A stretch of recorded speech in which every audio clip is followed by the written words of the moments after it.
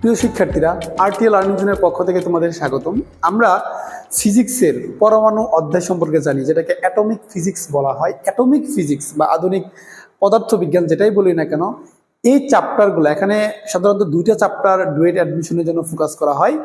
একটা হচ্ছে ইলেকট্রন ও ফুটন, আর একটা হচ্ছে কি পরমাণু, অ্যাটম। তো এখান থেকে প্রতি বছরই ডুয়েটে একটা না একটা প্রশ্ন থাকেই, সিকিউতেও থাকে আবার এমসিকিউতেও থাকে। তা আমরা আজকে কি করব, 17-18-তে যে ডুয়েটে প্রশ্ন এসেছিল ত্রিপলি ডিপার্টমেন্টে এবং 19-20-এ মেকানিক্যাল ডিপার্টমেন্টে যে পরমাণু থেকে প্রশ্ন হয়েছিল, সেই দুটো প্রশ্ন সলভ করে দেবো আজকে ক্লাসে।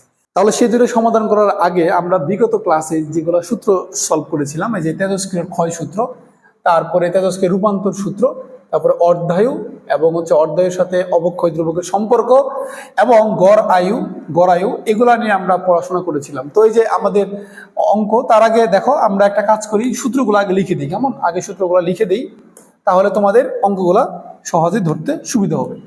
তাহলে প্রথম যে সূত্রটা, সেটা হচ্ছে যে ক্ষয় সূত্র। ক্ষয় সূত্রটা হচ্ছে একটা নির্দিষ্ট সময়ে কোনো একটা তেজস্ক্রিয় পদার্থের কি পরিমাণ ক্ষয় হচ্ছে।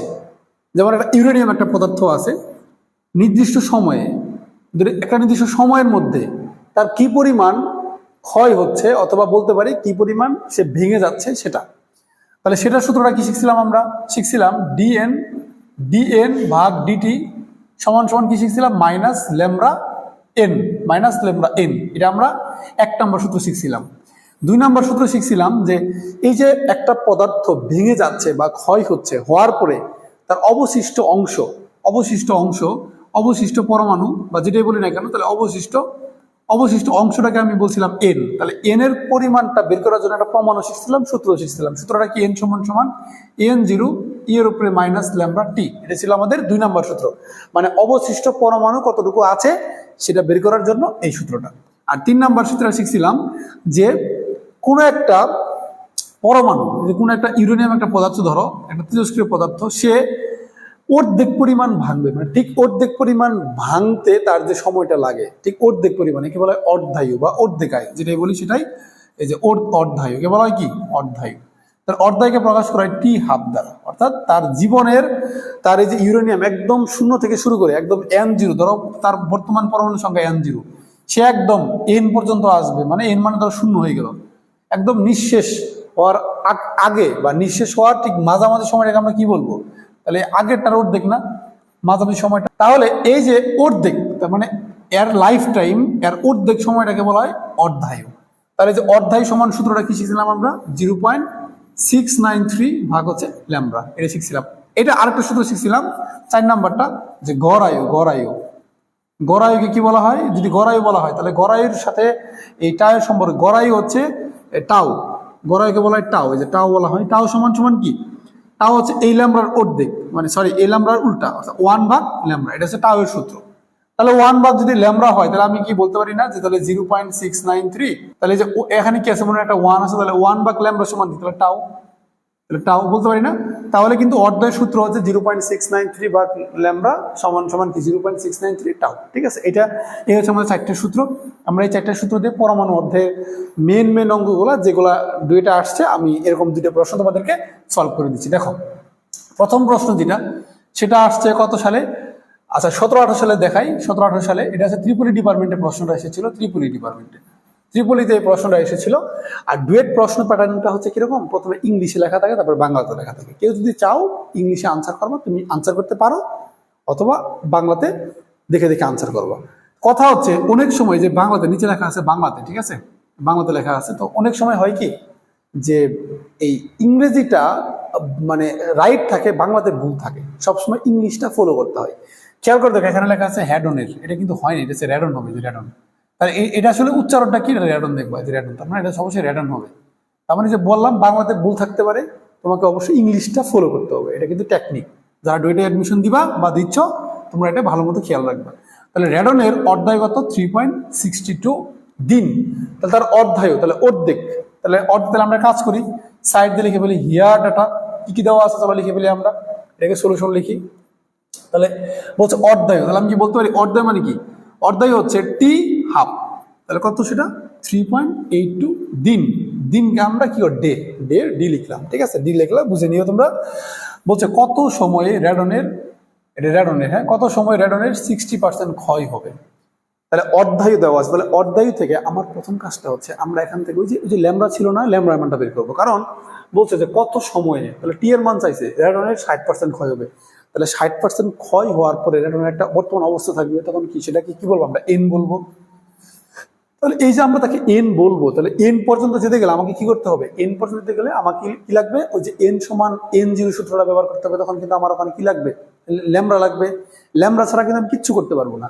তাহলে আমি কি করবো, বুদ্ধি করে এখান থেকে ল্যামড়ার মানটা বের করে নিব। তাহলে অর্ধায়ু থেকে ল্যামড়ার মানটা বের করে নিব। তো দেখো দিকে আমরা কি জানি, আমরা জানি ল্যামড়া সমান কি জানি আমরা, আচ্ছা অর্ধায়ুর সূত্র কি জানি, টি হাফ সমান কি জানি আমরা 0.693 ভাগ হচ্ছে ল্যামড়া। তাহলে এখান থেকে আমরা ল্যামড়ার মানটা বের করে ফেলি। চলো, তাহলে ল্যামড়া সমান কি বলতে পারি যে 0.693 ভাগ হচ্ছে টি হাফ, মানে কত 3.82 দিন। তাহলে দিন যদি হয় তাহলে দিনটা উপরে গেলে কি ডি ইনভার্স ইনভার্স হবে, তাই না? দেখি তো কত আসে, এটা আসবে 0.181 ডি ইনভার্স 1, তারপর দিনের দিনের কি ইনভার্স, ঠিক আছে, ইনভার্স। তাহলে আমরা ল্যামড়ার মানটা পেয়ে গেছি।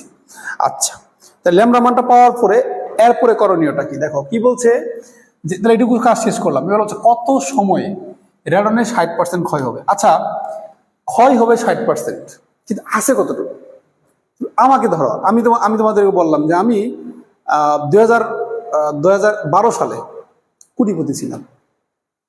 2012 সালে আমি কি কোটিপতি ছিলাম। এখন কি, এখন আমি পথের ফকির। এখন মাইরে ফেললেও 1 টাকা বের হবে না। তাহলে আমার এখন মেরে ফেলে 1 টাকা বের হচ্ছে না।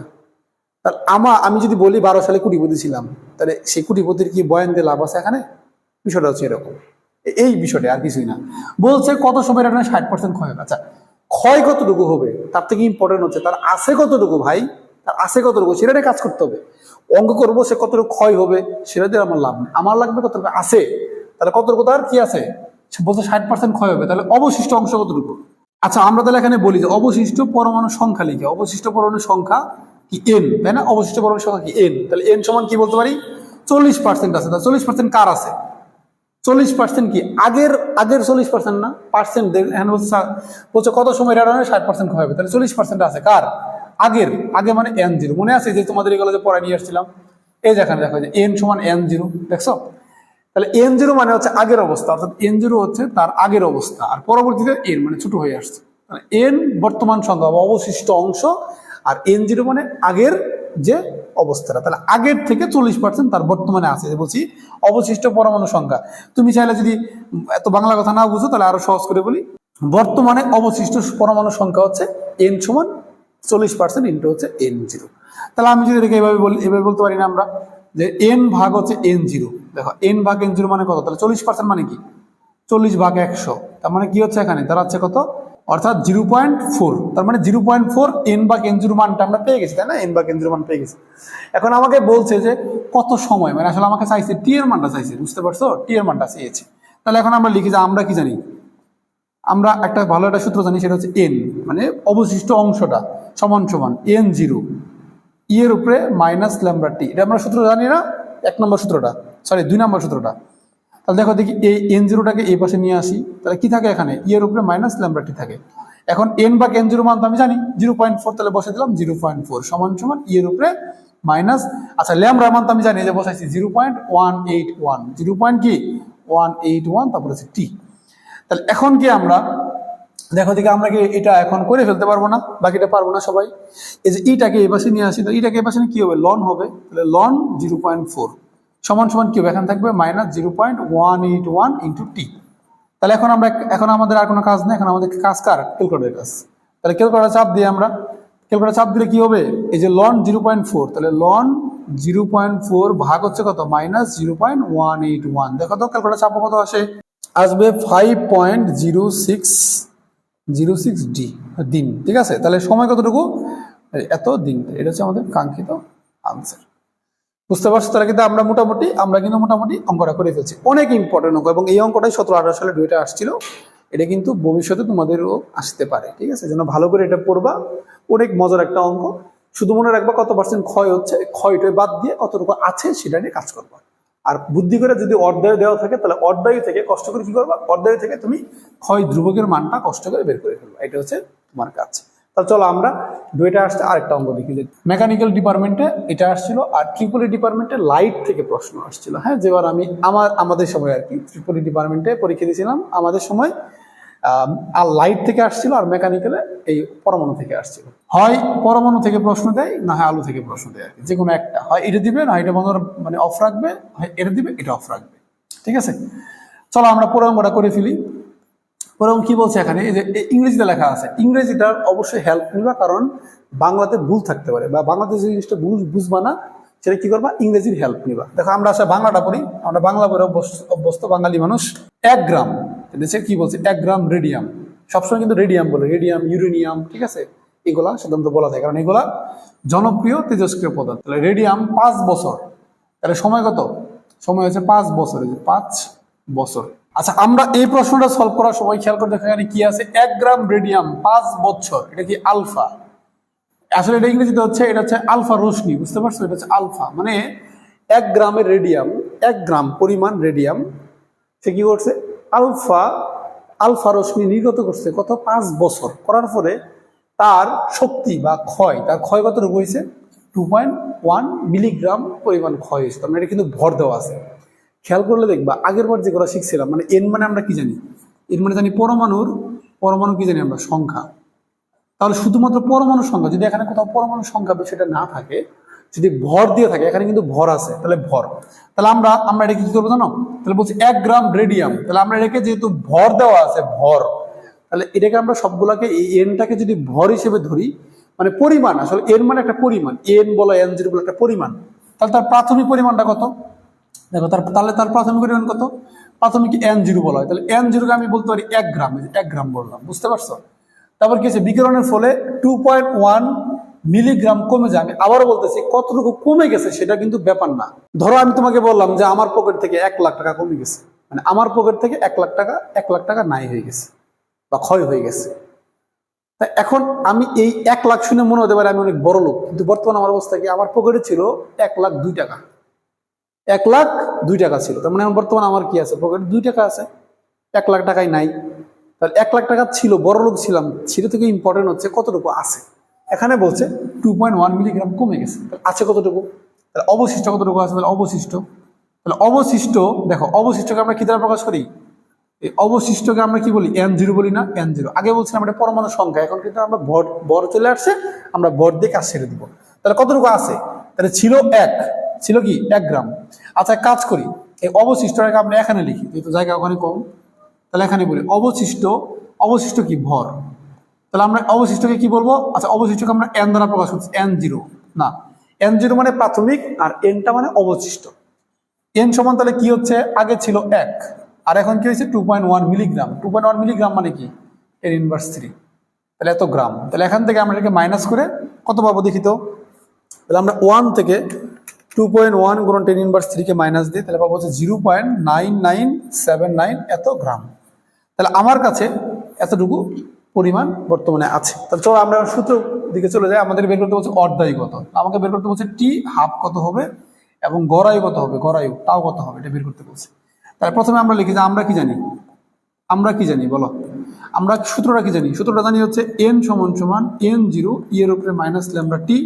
তাহলে দেখো দেখি, n লিখলাম ভাগ N0 সমান এর উপরে মাইনাস ল্যামডা টি। তাহলে মানটা বসাই দিই, তাহলে মানটা হচ্ছে n সমান কত, আমরা n সমান কত পাইলাম, আমরা 0.9979 পাইলাম, ভাগ N0 কত, N0 মানে হচ্ছে 1, ঠিক আছে 1, এটাও গ্রাম, সমস্যা নাই।